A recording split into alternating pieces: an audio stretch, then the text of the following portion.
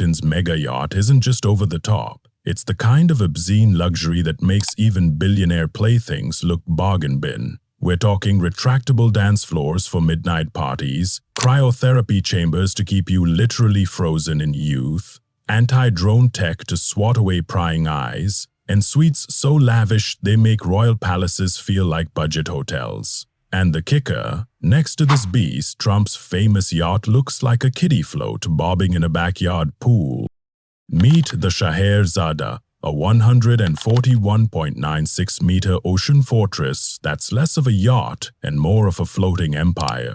When people picture ultimate power on the seas, they usually imagine Silicon Valley moguls sipping champagne on sleek white decks or oil tycoons flaunting their wealth. Forget all that. This isn't your standard billionaire vanity project. This is wealth weaponized. This is prestige wrapped in steel and dripping in gold. Built in the legendary shipyards of Germany by Yachts. Yes, the same company that's been crafting vessels for kings and tycoons since 1875. This project wasn't just ambitious, it was audacious. Codenamed Project Lightning, construction kicked off in December 2015 under a veil of secrecy. 4.5 years later, what emerged wasn't just another super yacht, it was a new benchmark for excess. And here's where things get really interesting. The whispers, the speculation, the alleged ties to one of the world's most powerful and arguably most secretive leaders. This isn't about a rich man's toy anymore. This is a symbol, a moving armored declaration of untouchable power. And the deeper you dive into its story, the more you realize this yacht isn't just floating on water. It's floating on controversy. The Scheherazade isn't just a yacht. It's a political lightning rod, a floating symbol of power, secrecy, and staggering excess. Even its name drips with symbolism. Taken from Scheherazade, the legendary storyteller of 1001 Nights, it's a nod to cunning, allure, and endless intrigue. And fittingly, this vessel has become the centerpiece of a global drama, one involving sanctions, high-stakes investigations, and whispers that lead straight to the Kremlin's inner circle. Now, let's talk scale, because words like big and luxurious don't even come close. The Scheherazade stretches an insane 465 feet and 11 inches. That's longer than a football field, wider than a 6-lane highway, and taller than a 10-story building. Picture an entire city block floating. This isn't just a yacht, it's a fortress on water, purpose-built as the ultimate status symbol. The price tag? An estimated $700 million, with yearly operating costs ranging from $50 to $75 million. Let that sink in. The annual upkeep of this one vessel could run the entire education system of a small country or bring clean water to millions of people.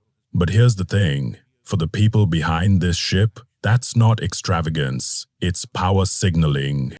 And the features? They read like science fiction. State-of-the-art surveillance systems, anti-drone defenses, a private spa complex, helipads, and interiors dripping in custom design that makes royal palaces look understated. Every inch of the Scheherazade screams wealth at a level that's almost hard to process. Yet what truly sets it apart isn't just the obscene luxury, it's the geopolitical weight it carries. This isn't merely a playground for the elite, it's a message. Untouchable, unstoppable, and beyond reach. The Scheherazade doesn't just rival 5-star resorts, it leaves them in the dust. Start with the 2 helicopter pads, one 18 meters on the foredeck, another 15 meters on the upper deck. Translation? VIP guests can land and take off simultaneously, as if the yacht had its own private air traffic control center, bobbing in the middle of the ocean.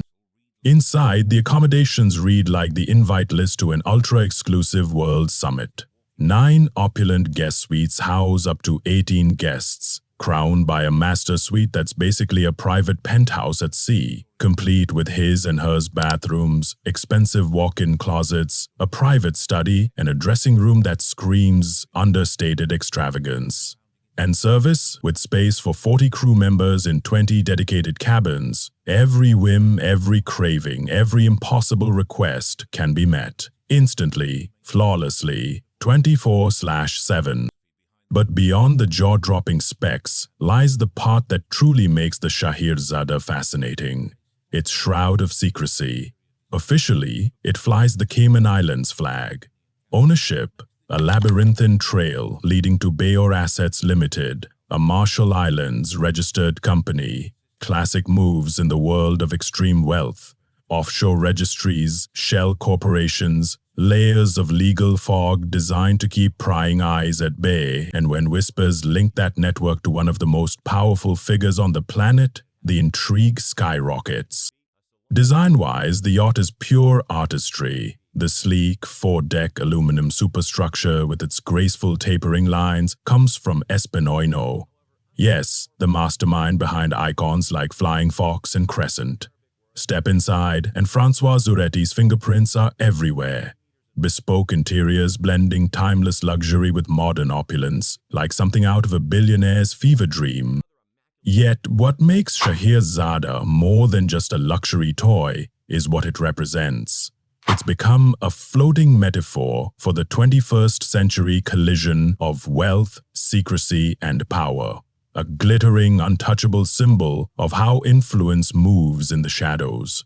It's not just a yacht, it's a statement. And the world is watching. The Shahirzada story didn't end when it first hit the water. It evolved. In 2024, while the world was tightening sanctions and geopolitical tensions were at a boiling point, this yacht quietly underwent a major refit, upgrading its already jaw-dropping amenities and systems.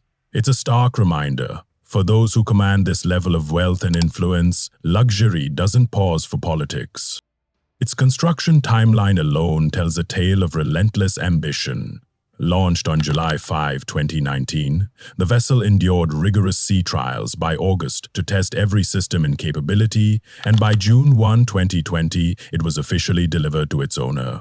All of this unfolded as global scrutiny of Russian wealth intensified, a testament to the priorities and sheer resources backing the project. Then came the war. In March 2022, amid the Russo-Ukrainian conflict, Italian authorities began probing the Shahirzada for potential ties to President Vladimir Putin himself. Overnight, this yacht shifted from being a private indulgence to a headline-grabbing symbol of wealth, secrecy, and global conflict. Every movement became a matter of fascination and suspicion. Maritime trackers noted its journey to Sochi in summer 2020, a detour to Hurghada, Egypt in September that year, and a return to Sochi by July 2021. These weren't random leisure trips. They mapped the trajectory of power.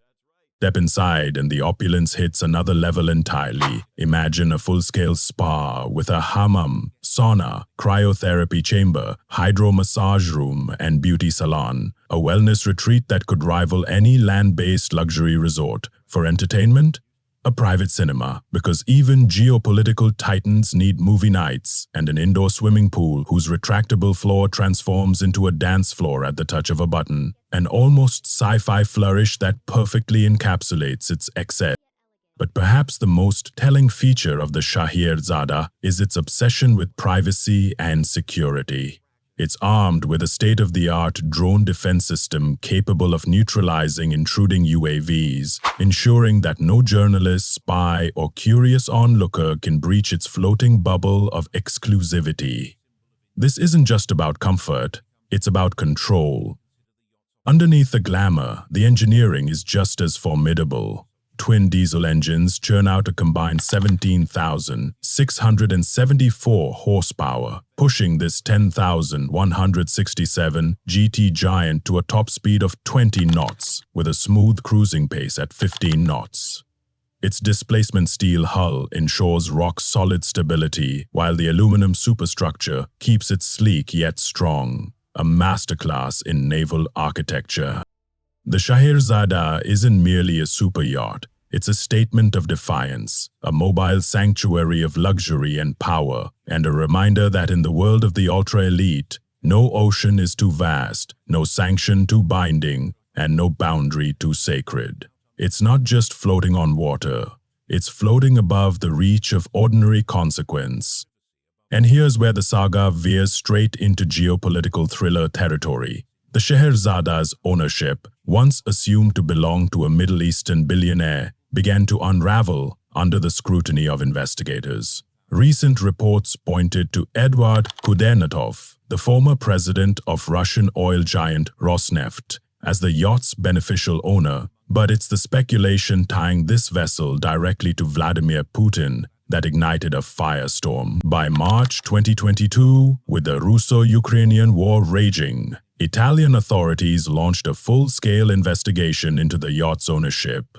What followed was a moment that sent shockwaves across the globe. In May 2022, the Scheherazada, this $700 million leviathan of excess, was seized by Italian authorities. The reason? Significant economic and business links between its beneficial owner and the upper echelons of the Russian government. This wasn't just a seizure, it was a shot across the bow of the ultra-elite, a message that no amount of wealth or steel-plated secrecy could fully shield assets from the fallout of international sanctions. Overnight, what was once the crown jewel of maritime luxury transformed into a symbol of the messy, tangled web of power, privilege, and politics in the modern world. The image of this opulent yacht, detained in Tuscany's Marina di Carrara, became iconic, a floating fortress grounded by geopolitics. But as monumental as the Scheherazada story is, it's merely the entry point into something far larger. A shadow fleet many believe represents Putin's personal maritime empire. Intelligence sources and investigative journalists have pieced together a picture that's as audacious as it is chilling. A private navy of luxury vessels, hidden behind layers of shell companies, offshore registrations and name changes designed to elude sanctions. Collectively valued at over $1 billion, this alleged fleet isn't just about indulgence. It's about mobility, secrecy, and projecting influence across international waters. Take the Kasatka, for instance, formerly known as Graceful. The simple act of renaming the vessel reveals a calculated maneuver to evade sanctions and obscure ownership trails. And it's just one of many ships in this clandestine armada. Together, they form a glittering, elusive network of wealth on the waves. A fleet that underscores a chilling truth. In the high-stakes game of global power, the oceans are as much a battlefield as any land border, and these yachts are the warships of the ultra-rich. The Kasatka isn't just another trophy on the seas. It's an 82-meter, $120 million statement of power, resilience, and audacious luxury. Its construction story alone could be a Netflix thriller. Born in Russia's Sevmash shipyard and completed at Vladimir in Germany, the yacht's journey to existence was anything but smooth. In October 2010, as its 71-meter hull was being towed across treacherous northern waters, a violent storm struck. The hull broke free, ran aground near Vester Island in Norway, and for a moment, the entire project teetered on disaster. What followed was a saga of high-stakes salvage, costly repairs, and extensive modifications that not only saved the vessel but transformed it, extending it to its current length and skyrocketing its construction cost. And what emerged was nothing short of groundbreaking. Kasatka redefines opulence on water. It boasts a 15-meter indoor pool with a retractable floor that morphs into a dance floor. An engineering marvel that's as much about spectacle as it is about leisure. A dedicated helipad accommodates an EC-135 helicopter, meaning the owner can vanish into the sky from any remote corner of the world. Inside, the design by H2 Yacht Design is pure artistry. Rare white sycamore veneers, mother-of-pearl inlays, and finishes so meticulously crafted they rival the most exclusive hotels on Earth. Accommodations include 6 lavish suites for 12 guests, attended by a crew of up to 25, ensuring an almost 2-to-1 staff-to-guest ratio, where every whim is catered to instantly. But Kasatka's story took a sharp turn in 2022. Formerly known as Graceful, the yacht underwent a sudden identity change as Western sanctions closed in following Russia's invasion of Ukraine. The timing was no coincidence. Early that year, the vessel abruptly departed Hamburg, escorted by an armed Russian Coast Guard ship, and retreated to Kaliningrad, Russia, a dramatic escape from potential seizure. Despite sanctions, the yacht underwent a jaw-dropping $31.8 million refit between 2021 and 2023. The spending details read like satire: $32,000 on French wine, $39,000 on 3 armored umbrellas, and yes, $120 hairbrush for the master suite. These aren't mere indulgences, they're signals of a wealth that moves beyond conventional limits, immune to the pressures that govern ordinary economy. And Kasatka is just one chapter in the shadowy maritime empire. Next comes Victoria, a 71-meter super yacht valued at roughly $50 million, with a backstory tangled in political delays and quiet power plays. Together, these vessels form a pattern, a floating network of assets that isn't just about luxury, it's about strategy, survival, and influence at the highest levels. The Victoria is more than just a yacht. It's a floating enigma with roots in one of Russia's most secretive shipyards. Laid down in 2005 at the Sevmesh Naval Dockyard, the very facility known for producing nuclear submarines, its origins already blur the line between luxury and state-level secrecy. What followed was a construction odyssey that spanned 14 years. The hull was finished by 2013, but then the project languished until it was quietly transferred to AES Yachts in Turkey in 2015. Finally, on July 24, 2019, the Victoria emerged complete. 14 years for a single vessel. Was it meticulous craftsmanship, or the kind of delays that come when you're building for clients who operate in the shadows? The yacht itself is a study in opulence and pattern. Like other vessels linked to Vladimir Putin, Victoria features 2 master suites. A rare design choice that hints at highly specific, repeated requirements. Inside, the details drip extravagance. A large circular bed with a mirrored ceiling, minimalist bedrooms lined with mahogany, entertainment spaces illuminated by skylights, and luxury touches so absurd they border on parody. Beach towels costing $2,400, and a chess set worth $1,600. This isn't casual luxury, it's curated power living. But the real intrigue lies in how Victoria operates. Stationed primarily in Sochi, Russia, it frequently ventures to Cape Idoko Pass, just off the infamous Putin's Palace in Gelendzhik. Here's where things turn from lavish to suspicious. Observers have repeatedly noted the yacht shutting off its automatic identification system, AISS, near the Cape. In maritime terms, that's a big deal. It's the equivalent of going off the grid, a deliberate act to avoid being tracked. And then there's the crew. Patterns emerge that paint a picture of coordination across this entire so-called private fleet. A stealthy, luxurious, and possibly state-connected network that sails under the radar while embodying the nexus of wealth, power, and secrecy. The Shika, meaning seagull in Russian, offers a unique twist in this saga of secretive superyachts. At 53.9 meters, it's smaller than the Leviathans we've explored, but no less significant. Purchased secondhand by the Russian presidential administration in 2011, it stands out as one of the few vessels in this fleet with openly acknowledged state ownership. This isn't a billionaire's hidden toy. It's the official presidential yacht, a stage for diplomacy on the open sea. Built in 2009 by Turquoise Yachts in Turkey, Chica is designed for prestige and practicality. It accommodates up to 12 guests in 6 cabins with a crew of 11-12 to provide seamless service.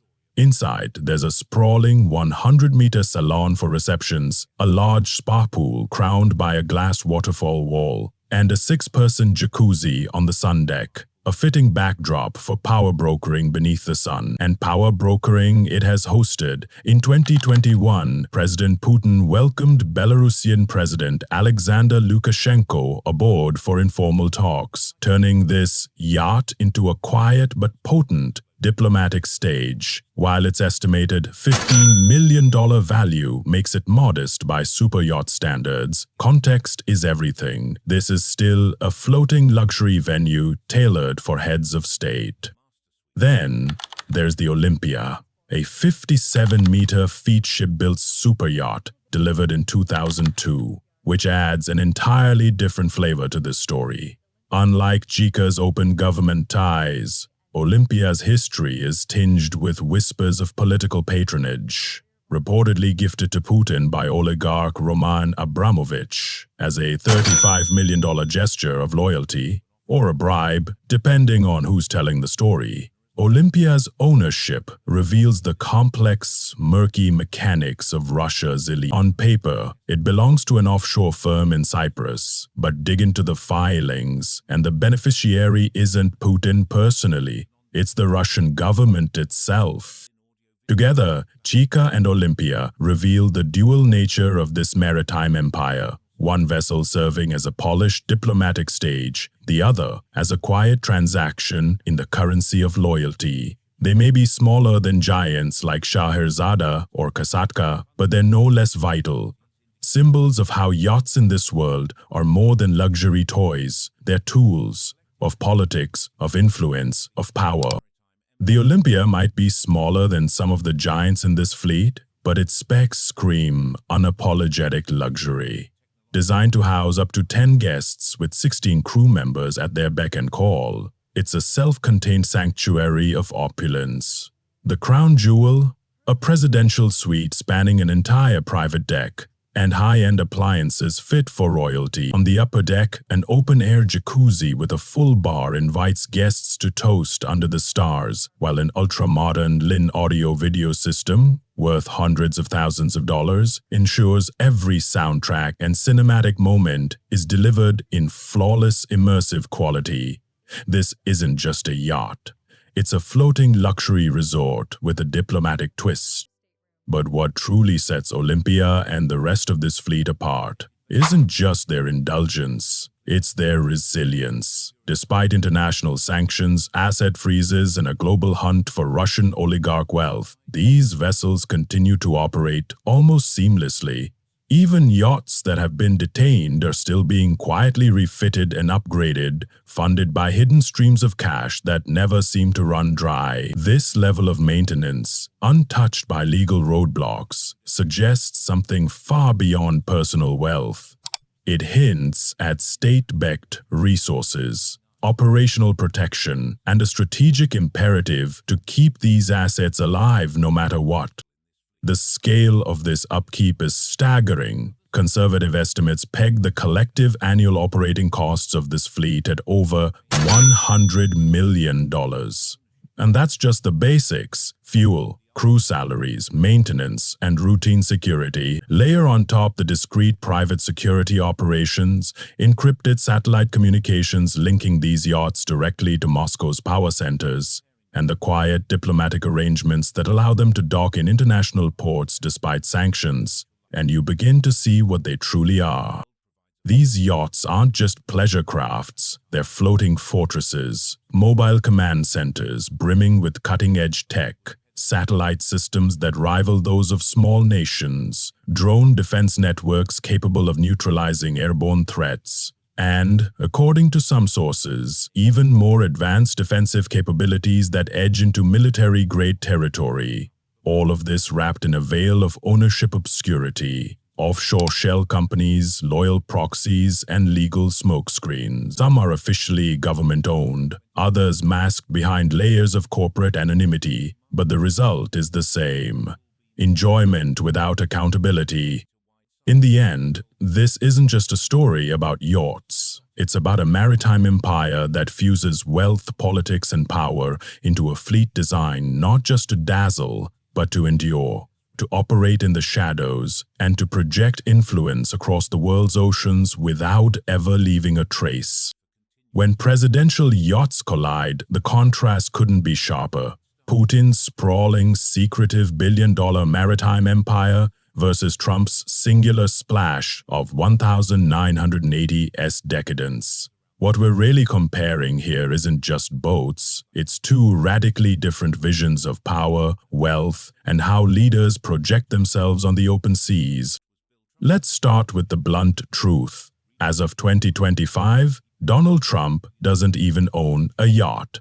That single fact sets the tone for everything that follows. Meanwhile, Vladimir Putin is linked to a fleet of floating fortresses worth over $1 billion. Massive, modern, and bristling with tech that makes them as much strategic assets as symbols of excess. Trump's story, on the other hand, revolves around one vessel, one brief moment in maritime history, the Trump Princess. And what a moment it was. The Trump Princess, originally the Nabila, was built in 1980 at a staggering $85 to $100 million. A true icon of its time. It even starred as the futuristic villain's ship in the 1983 James Bond film Never Say Never Again, making it one of the most famous yachts of its era. In 1988, Trump swooped in and bought it for $28 million. About $70 million today, securing a $1 million discount simply by agreeing to rename it. He then poured another $8.5 to $10 million into a refit in the Netherlands, bringing his total investment to roughly $38 million. By 1980s standards, the Trump Princess was jaw-dropping. Over 100 cabins for 22 guests and 52 crew members. An owner's suite with a tortoise-shell ceiling, a 3-meter-wide bed, and remote controls at the bedside for everything. Entertainment, room service, even the curtains. There was a secret exit, a mirrored dressing room, and an onyx bathroom crowned by a scallop-shell shower carved from a single piece of stone. The amenities list reads like a fever dream of excess. 2 helipads, twin 9-meter tenders, a circular pool with a continuous current for lap swimming, a private elevator, a patisserie, a 3-chair hair salon, a private cinema with 800 films, a disco, a sauna, and materials ranging from bird's eye maple to chamois leather.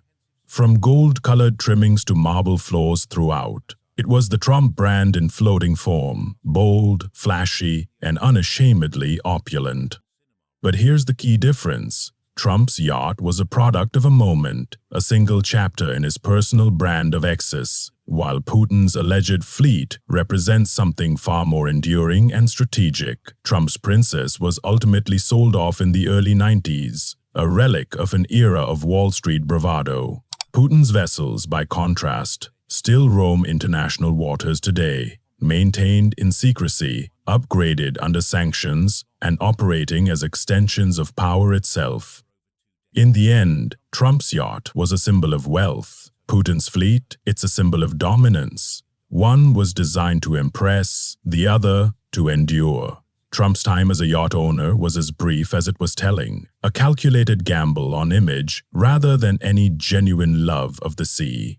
He later admitted he wasn't particularly fond of boating and often felt uneasy aboard friends' yachts. For Trump, the Trump Princess wasn't about cruising into the sunset. It was about making a statement, a floating billboard for success, a magnet for high rollers to entice into his Atlantic City casinos. But the glitz couldn't hide the reality. By 1991, facing mounting financial troubles, Trump sold the yacht to Saudi Prince Al-Walid bin Talal for just $19 million, a sharp loss on his investment. Renamed Kingdom 5 KR, the vessel still sails today. But Trump's brief experiment with yachting ended right there. He did try to dream bigger. Plans for the Trump Princess 2, a staggering 128-meter, 420-foot yacht designed to be the largest and most beautiful in the world, made headlines. Trump spent $170,000 on the concept, but as his companies buckled under $3.5 billion in debt, the project died in 1994.